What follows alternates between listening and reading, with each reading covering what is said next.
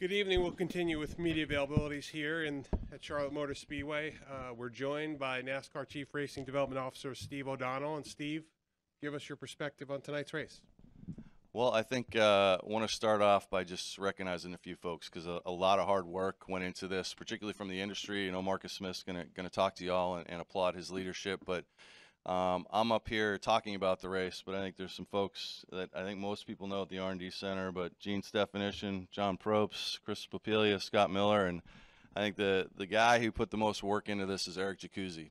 And he's a young guy who's got a lot of talent and took a lot of risks for us and put a lot into this. So proud of what Eric did and really leading the industry to get to where we are tonight. And also would say very appreciative of the entire industry for at least having us try this for a race. So from an eye test, we were certainly pleased with what we saw.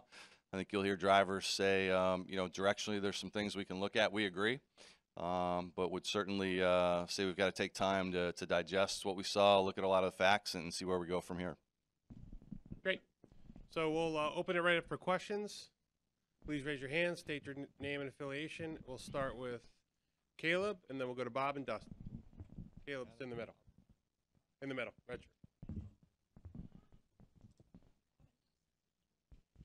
Caleb Whistler, KickingTheTires.net. You obviously said that there's some tinkering that needs to be done with this package. What kind of things are you guys looking at? I think it's really premature. I mean, we just got off the racetrack. I mean, but if you look at, it's even going through the stats. You know, we haven't had a chance to look through a lot, but you know, you can throw one out that we had 0 lead changes at the loops last year. I think we had 38.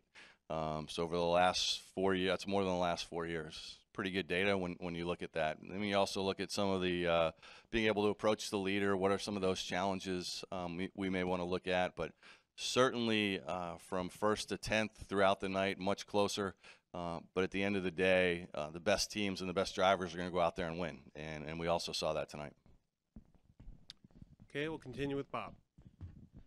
Bob Pockris, ESPN. Steve, where do you go from here, and like what would be the timeline if you wanted to integrate any of these concepts into the 2019 package? Good question. I think one of the things in getting to tonight and talking to the industry was we knew going in that we had a lot of data through what Eric did and a lot of CFD data, but particularly with the OEMs, a lot of things still to work on depending on what you saw on the track. Didn't want to push too much on what we do because we didn't know what we would see on track. So I would say now, you know, directionally, you do like some of the things you see, and now you've got to get together with the industry, debrief like we always do with the race teams, the drivers, certainly listen to the tracks and the fans, and then the OEMs, and talk about how do we continue to look at this and look at it in a smart way, look at it in an efficient way. So can't really put a timetable on it, Bob, other than we know that we've got some meetings set up that were contingent upon what we saw tonight. Those will take place. And then we'll try to put a timeline together to look towards 2019. Over to Dustin. Dustin Long, NBC Sports. Steve, for fans who watched tonight's race and liked it maybe better than what maybe, I guess, a normal mile and a half, would want to know why this can't be implemented sooner, or I guess what would you tell them of these people who saw tonight and said, we want more of this and we want more of this now? Well, I'd probably wait to see that, first of all. Again, we just got done with the race, but I think I answered that with Bob, that we've got a process in place and talked to the industry about what we wanted to do to see if even directionally this was right. So you don't want to assume that what you put on track is going to be a home run. We certainly hoped it would be, but there's certainly some things that you look at that you could tweak if you went this route. So for us, you know, we've got to take the time, be smart about this, really look at it, and see where we can go from here. But I think, Dustin, I think it's fair to say that this is something we absolutely want to look at. We'll go to Jerry and then over to the left. Jerry Jordan, KickingTheTires.net and PRN. Talked to Martin Truex Jr. He said it was very racy, and he liked it. He had some ideas, obviously. But for you guys up in the box, where you could see it just like the rest of the fans and the drivers in the field, were y'all high-fiving? Were y'all thinking, hey, this is we are moving in the right direction here? It's a good question. I think no, we're not high-fiving because you know, we got to control ourselves up in the booth. But I think you judge it by the fans, and I think you look down the last 10 laps and everybody's standing up. Marcus has a suite next to us. I can say that last year's All-Star race was fairly silent.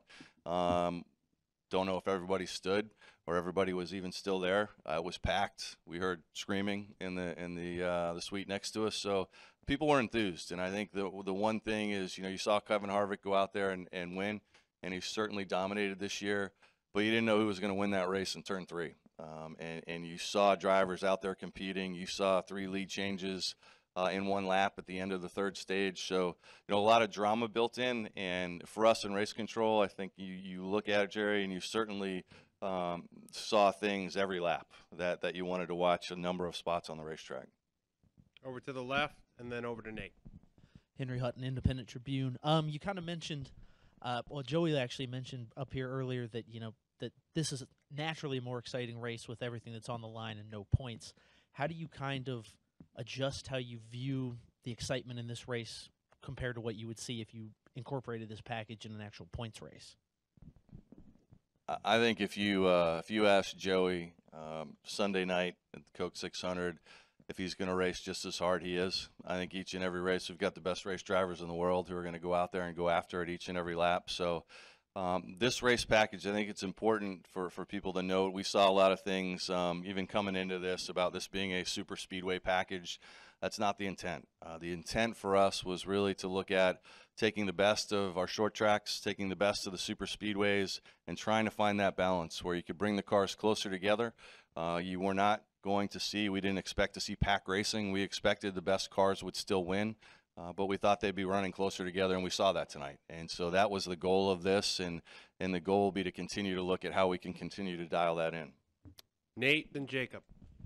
Nate Ryan, NBC Sports. 2 for you, Steve. One, I understand what you're saying about lead changes at the loops, but I think the Harvick led the final 10, and it seemed like once the leader got up front by a few tenths of a second, the leader was harder to catch. Which would that be something you guys are looking to address? Maybe.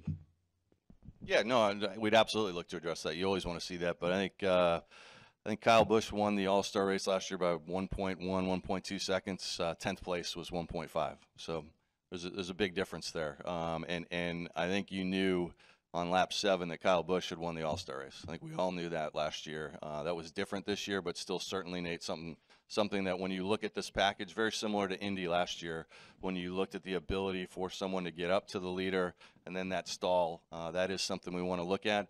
And I'd go back also to looking at our guys with Eric and the crew. This was a package really meant for the Indianapolises of the world and Michigans, and we wanted to try this at Charlotte to see what we could learn, and I think that's part of what we would look at for sure. And then just real quick, is it fair to say this package could be used again this season? Is that in play? I would never say never, but our intent, as we've talked coming into this, was to try this here and then really take a deep dive into how do we make this the best package possible for 2019 if we liked what we saw. And again, it's still very early for us. You all watched a race. We just watched a race as well, so we've got to digest a lot of information and see where we go from there. Go Jacob, Don, and then up to the press box. Jacob Seelman, Speed Sport. I think it's fair to say that bringing this to a 1.5-mile track compared to Indianapolis being so flat, that this package would behave differently. Did it behave how you guys anticipated it coming in here, or were there some things that you guys may have been surprised by tonight?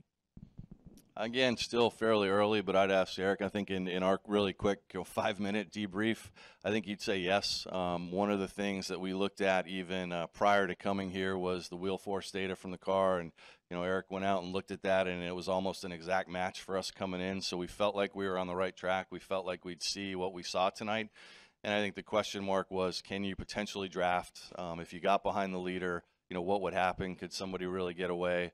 And we saw a mix of that tonight. Right? I think it was stage 2 maybe, or even in the open where a bunch of cars got loose but were able to get back up and close to the front. So a lot of things to look at throughout the field. Could you move from back to front? What could you do when you were out front? And so we'll look at all those, and each track has different characteristics for sure. But, I'd applaud the team for getting us here and really seeing, I think, the results that we hoped we would see on track. We'll keep rolling with Don, and then we'll go up to a question in the press box. All right, Don Jeffries from CSPN Media. Mr. O'Donnell, I saw the truck race earlier this year in Vegas. Did that kind of spark some ideas about bringing that pack or closer racing to this track for the All-Star race. I know the package is from the Xfinity Series, but that race was very exciting, one of the best truck races or best NASCAR races of the year. So did that kind of maybe spark a idea in somebody's head that, like, hey, maybe we could bring this to make Charlotte a better race this year? That's a great question. I think if you look back to where we were 2013, 2014, we were more of a high downforce package. I had a lot of discussions in the garage area about the racing, what we could do. We chose to go all really low downforce at that point. And that, mixture produced some good racing, but some challenges as well. And when we looked at that, one of the things was the speeds of which the cars were going. If you looked at Charlotte, Atlanta, usually higher speeds make it tougher to pass. There's usually one groove. And so I think the angle that we all looked at, certainly, at least what I hear from our fan base, is I love the trucks. Trucks are great. I don't really hear anybody talk about the speeds of the trucks. They say it's great racing. So that was the goal tonight too, is to put on a great race, but also be able to showcase the best drivers. And I think it did accomplish that still early. But Kevin Harvick winning for us is by no means a negative. It's the best team right now, and he went out there and proved it. Okay, we'll go up to the press box.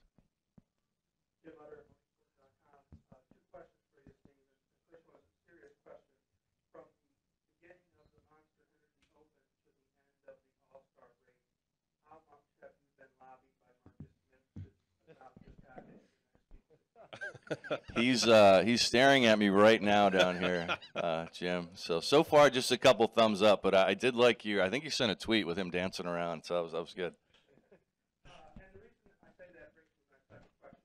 I know you talked about the process that you have to go through earlier, but you also know that this is an instant gratification world. So if there is a big buzz off of this race and people did leave excited about what they saw, and you want them to come back next week, but they're not going to see the same thing, is that a little bit of a hamstring in terms of NASCAR and the track? I mean, it's kind of it's almost a little negative if it does end up really well. Well, I think, Jim, I think it's a fair question, but I'd also say that we're proud of the race product that we have on track each and every week, and we always look to improve it.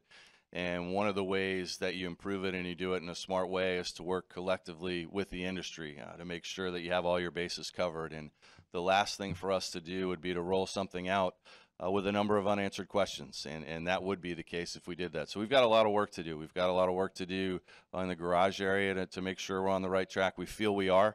Want to make sure the OEMs are comfortable with where we're going in the direction so that we continue to have that fair playing field across the board. But I would say certainly the direction that we saw tonight is one we would like to pursue, but need to have continuing conversations and again, go back and really analyze everything that we saw. It's a 1 hour eye test for us. We haven't gotten into all the data as of yet.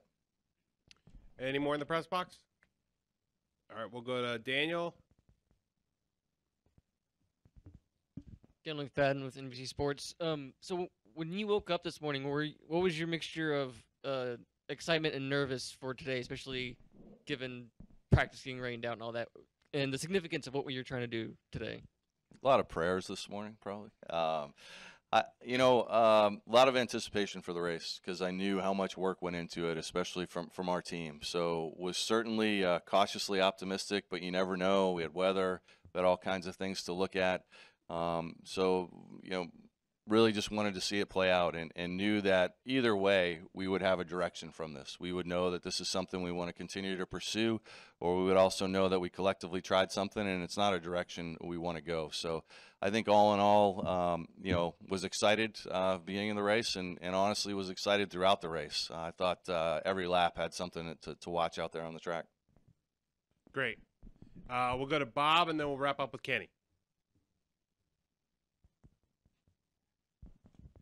Bob Pockris, ESPN. How many packages do you feel like you can have in the sense of, if you want to go this route, how many races would you want to use it? Or are you looking for something that you feel like you can use on short tracks and intermediate tracks and everything but Daytona and Talladega? It's a great question, Bob, and I think that's one of the things when we analyze this, We did a lot of work over the off season, Bill Erskine, Gene, and crew with the engine builders to look at how can we be more efficient with the engines, and this was not part of that. And so when you look at this race, one of the challenges was, are we going to create an entirely new engine package? And that is not the intent at all. So if we were to pursue this route, that's one of the things we'd want to look at is how do you keep, potentially a restricted engine package and then, just one other and not go to 3 different engine packages.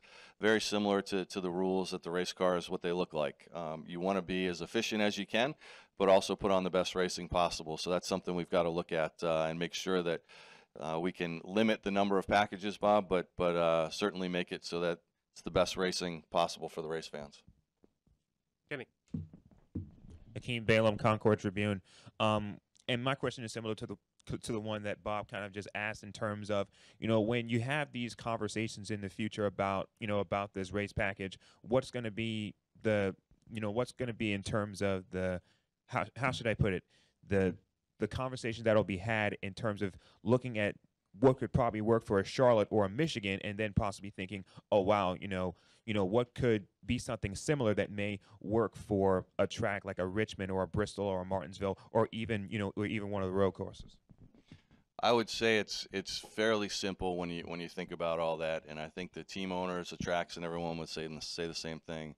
If Marcus Smith's phone's ringing that I want to get to that race, I haven't been in a while, that's a good sign. If NBC and Fox are calling saying business is good, ratings are good, that's a good sign. And if you're seeing more sponsorship inquiries to the race teams, that's a good sign. And that all comes from race fans speaking up. So if this is something the fans liked, hopefully we'll hear that and we'd continue in that direction. But that's ultimately how you dial in if it's 36 different packages or if it's 3. You want to end up on the right one. We believe that we can keep it simple with the number of race packages that we put together. We want to be as efficient as possible, but ultimately it's about the fans and putting on the best race we can. Great, Steve. Thank you for your time. Have a good night. Thanks, sir.